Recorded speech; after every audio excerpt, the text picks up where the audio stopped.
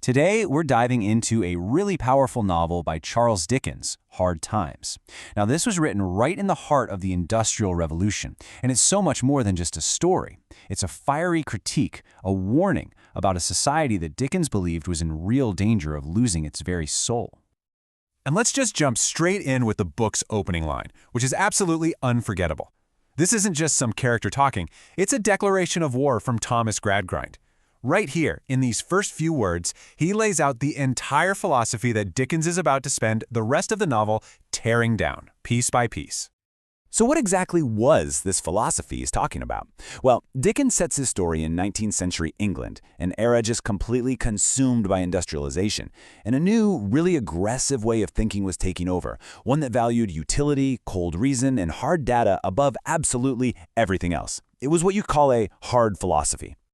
And you've got to understand, this philosophy wasn't just some economic theory they were using in factories. No, this was a full-blown educational model. Gradgrind's school was basically a factory for minds, designed to churn out students who only valued what could be measured, what could be quantified, effectively trying to stamp out human imagination and emotion from the very beginning. You see, Dickens frames the entire novel around this massive clash. On one side, you have fact. That's reason, utility, calculation, profit. And on the other side, you have fancy, imagination, emotion, wonder, intuition. This isn't just some abstract debate. For Dickens, this is a fight for the human spirit itself. So what happens when you actually try to build a society on a foundation like that? Well, Dickens shows us the human cost. He shows us how this system shapes, and ultimately how it shatters, the people who are forced to live inside it. And he does this through the stories of two very, very different young women. On one hand, you have Louisa Gradgrind. She's her father's prized pupil, the perfect product of his system. But because of it, she's emotionally barren, totally unable to connect with the world, or even with herself. Then you have Sissy Jupe, who grew up in a circus. She is everything that system rejects: emotion, intuition, a natural sensitivity. Now, Gradgrind sees Sissy as a total failure because her qualities can't be neatly listed in a chart. But Dickens shows us that it's her very humanity that proves just how flawed and destructive the system really is. And Dickens does this brilliant thing where he uses character refrains, these little phrases that people repeat, to show us how this ideology just seeps into every level of society, from the rich factory owner all the way down to the struggling worker. First up, we've got the factory owner, Josiah Bounderby. And listen to what he calls his workers. Not people, not employees, but the hands. They're just a body part, completely dehumanized. His cynical claim that all they want are these ridiculous luxuries is just this grotesque lie that lets him ignore their real suffering. It perfectly captures the contempt of the capitalist class. And then you have the worker, Stephen Blackpool.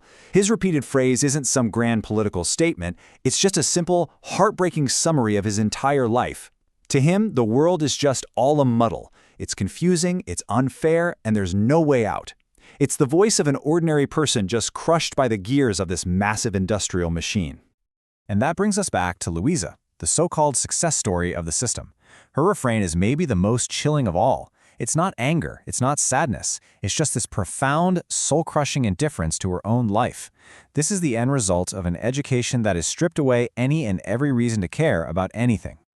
You know, this philosophy didn't just twist people's inner worlds, it physically twisted the world around them.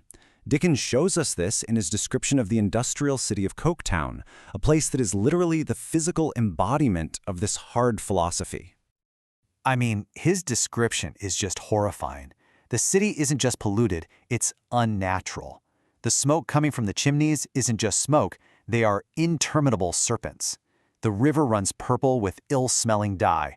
Coketown isn't just a place on a map, it's a living, breathing monster, a symbol of how industrialization has completely perverted the natural world. This is what the triumph of fact actually looks like. Individuality? Gone, eradicated. The monotony is absolute. Every street looks the same. Every person seems the same. Every single day is a carbon copy of the one before and the one to come. It's a landscape specifically designed to crush the human spirit through sheer, relentless sameness. But here's the thing. A system built by suppressing our very nature can't possibly last. It's a house of cards, right? It's fundamentally unstable.